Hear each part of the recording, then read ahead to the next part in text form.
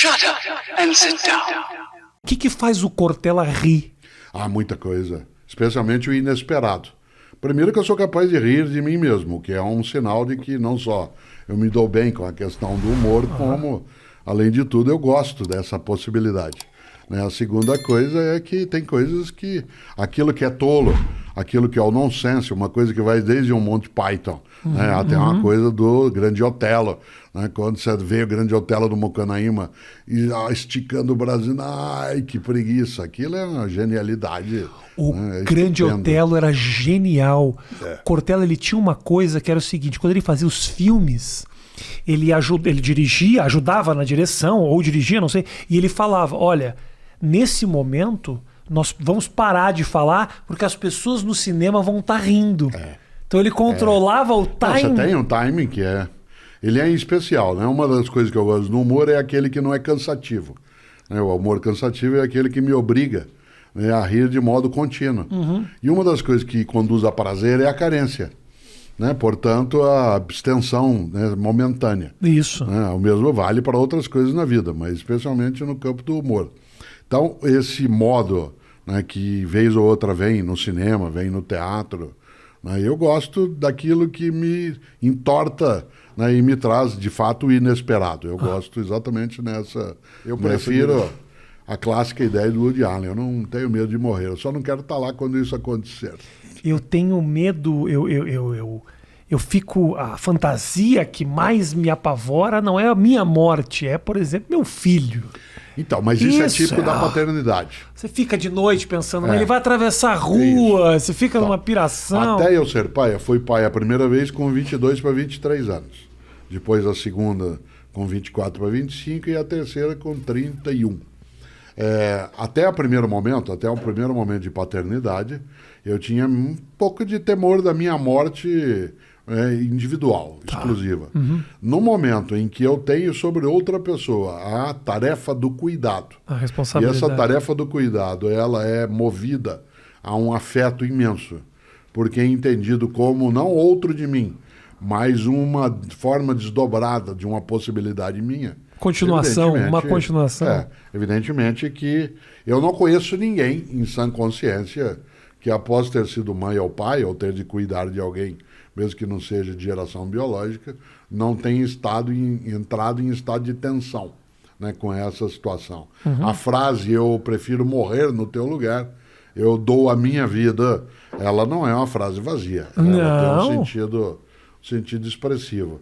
Agora, uma das coisas que nós temos de fazer é, Rafinha, formar as crianças para que elas lidem com a perda.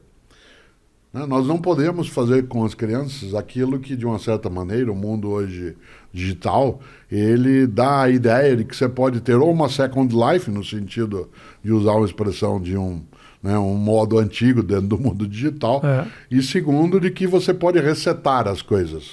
Não.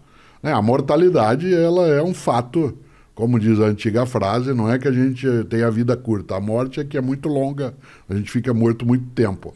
Né? Nesse sentido, uma criança ou um jovem, ele tem que ser preparado também para a perda.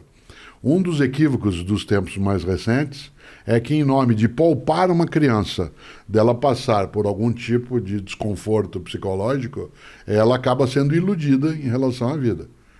Então, de repente, autoestima é diferente de auto-engano.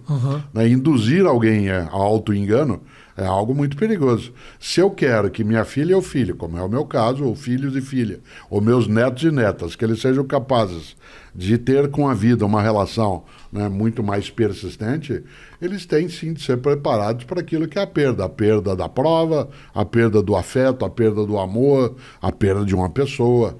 E, portanto, é necessário que não se sequestre de alguém seus lutos. Sim. Porque se sequestrar as possibilidades de luto da pessoa, ela não consegue lidar, né, com essa condição. Então, é preciso cautela. Mas é um equilíbrio difícil, né, Cortella, de você... eu quero privar meu filho dos traumas, né, dos problemas... Mas, ao mesmo tempo, eu não quero que ele ache que esses problemas e esses traumas e essas perdas não existem. Então, prepará-lo bem é a melhor maneira de poupá-lo do trauma que é evitável. Existem traumas que são inevitáveis. Penso eu no legado, no livro Viver em Paz para Morrer em Paz, eu tenho um subtítulo no livro que é Se Você Não Existisse, Que Falta Faria? Que é uma coisa a não ser, deve ser pensada... Infelizmente eu penso nisso um pouco demais. Pois é. Não deve ser pensado em excesso, tem que ser pensado com moderação, jamais após beber alguma coisa, nunca em estado de tristeza, mas deve ser pensado vez ou outra. E eu sempre digo que se eu não existisse, eu quero fazer falta. Né? Eu quero fazer falta. Esse é o meu legado. Eu quero que no dia que eu me for, que diga assim, poxa, o Cortella faz falta, ele podia estar aqui com a gente, nessa situação, nessa circunstância, como professor, como pai, como marido, como cidadão, como profissional, como amigo. Então, esse é o olhando alguns momentos, situações em que, né, eu nunca me esqueço de uma circunstância que jamais eu repeti, falta, claro, ali de experiência, depois de muito tempo, em que para especificar numa conversa numa sala o que era uma coisa fofa, porque eu estava dando exemplo de coisas que você não consegue entender intelectualmente. Ou você tem o experimento, por exemplo, eu não consigo ensinar para você o gosto de uma laranja. Tá. Certo? Você dirá, não, mas é parecido com o quê? Certo? Ou tem a experiência empírica, né, concreta, e aí é uma redundância, mas é necessário, ou não tem como.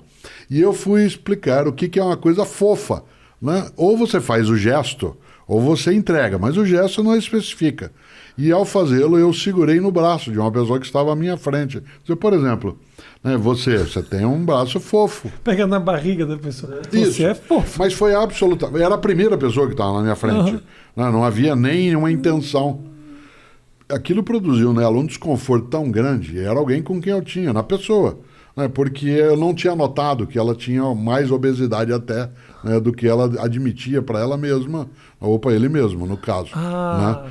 E aquilo ofendeu a pessoa. Soou como se você tivesse dizendo... Aquilo a ofendeu. Aquilo, da minha parte, foi uma desatenção. Né? Eu não ter prestado atenção. Porque você poderia dizer assim, eu não notei que você era gordo. O que é pior ainda. Né? E eu falei sem pensar. Falei, então não faça isso. Então, é claro que um intelectual pode sim cometer disparates, né? Pode ser capaz de coisas que não deve. Na prática, né? E na escrita. Aqui, ó, ele pergunta, como encontrar propósito em meio a um universo vasto demais para você ter importância? Uma das coisas mais importantes... Como é que o cara sai respondendo? A gente... Não ouvi a pergunta... Você já ouviu todas as perguntas, Cortella? Não, eu ouvi o que você disse. Você já ouviu... Ninguém te faz mais nenhuma pergunta. Faz, outro dia me perguntaram por que os kamikazes usavam capacete. Certo? É verdade. Ou por que antes de dar a injeção letal na pena de morte, por que antes passa um algodãozinho? Protocolo. Protocolo é decisivo na vida. Pra ficar exatamente. Para a pessoa não pegar nenhuma infecção. Né? Uma das piadas que se contava nos anos 1970, quando o ditador espanhol Francisco Franco, né, ainda imperava, ele que foi capaz de tantos horrores na Espanha, é que quando ele estava já em estado já de agonia, no ponto terminal, um dos médicos sugeriu que a ele se desse morfina. E o médico particular disse, jamais, eu não quero que ele fique dependente disso, né? Então, esta lógica é do protocolo. Né? É do protocolo. E aí você pergunta, como encontrar propósito em meio ao caótico? Isso. Né? Ou aquilo que parece sem sentido, aquilo que é o nojo absoluto, como diria Sartre. Perfeito. Ou nada contínuo do Albert Camus. Né?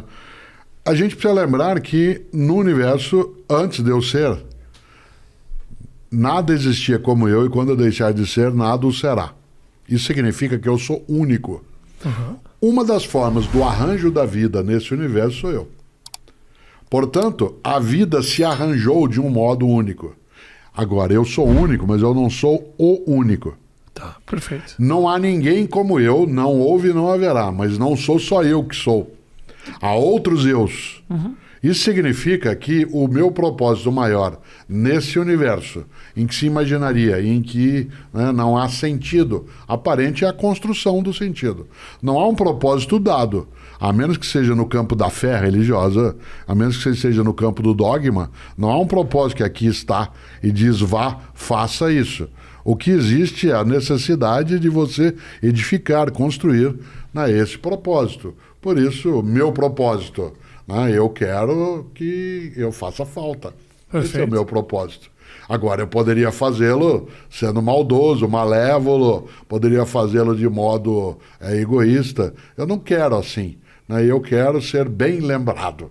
Né? Eu quero ser afamado, como eu disse antes, e não difamado. Por quê? Vaidade minha. Perfeito.